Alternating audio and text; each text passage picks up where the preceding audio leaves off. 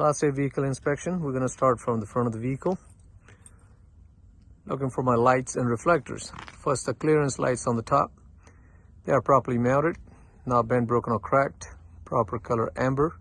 They're clean, no moisture inside. And then coming down here, left turn signal, right turn signal, headlights. They are properly mounted, not damaged, clean, no moisture inside. The next item will be under the engine to make sure there are no visible leaks and no audible leaks. No wires, no hoses hanging. All right, now we're going to move on to our engine compartment area. We'll inspect engine compartment area, including our steering linkage and all the items on the driver's side of the axle. A couple of things on the passenger side. Coolant reservoir is properly mounted and secure, not bent, broken, or cracked. It's got proper level. Cap is present and no leaks down there. Next part is my water pump. It's properly mounted, it's secure, not damaged, it's not leaking. This particular water pump is gear driven. The gears are not damaged or leaking. Now we're going to go to the driver's side to inspect the other items.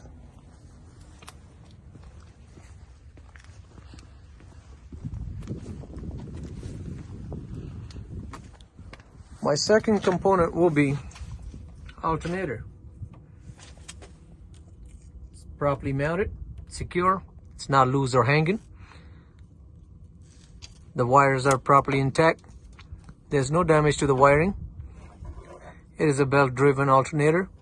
Belt is not ripped or torn. No loose fibers. No serious damage to it. And most importantly, we're going to be looking for no more than 1/2 inch to 3/4 inch play.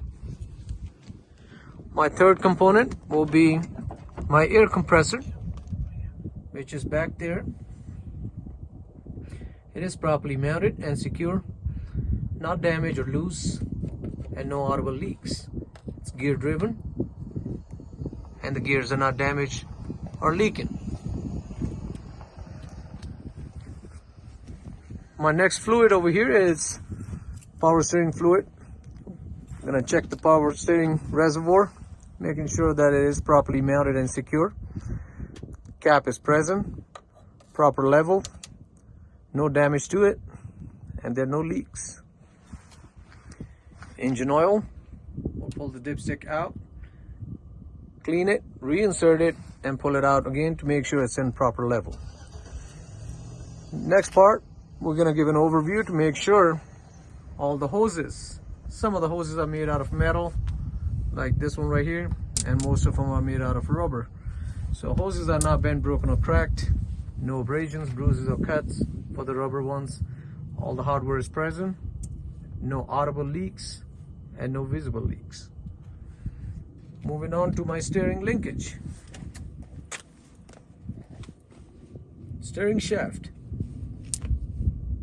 Properly mounted, secure, no damage. U-joints are properly greased on both sides. There are no objects stuck in between them. And also we're going to look for any kind of play in there. Should not have too much play. Coming down to my power steering gearbox, which is right here. Power steering gearbox is properly mounted and secured to the frame. It's not bent, broken, or cracked. All the hardware is present and it's not leaking. Now we're moving on to the high pressure hose. High pressure hose that connects with the power steering gearbox. It will follow, if you follow it, it will go down to power steering pump, which is right next to the air compressor. Power steering pump is properly mounted and secure. It's not bent, broken, or cracked, not leaking, as well as high pressure hose is not damaged. All the fittings are properly tight. There's no damage to the hose itself and not leaking. Next part of my steering linkage is pitman arm. It's properly mounted, secure, It's not damaged and no missing hardware. We're looking for these castle nut, cotter pin, and as well as the rubber bushing in between the joints.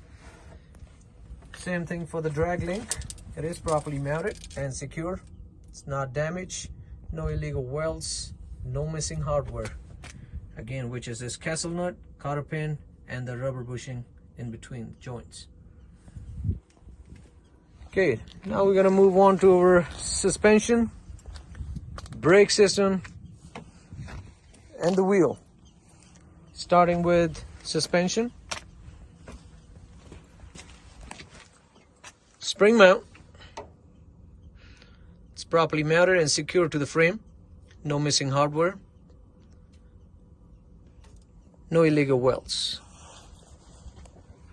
Leaf springs are also properly mounted in the front and the back spring mount.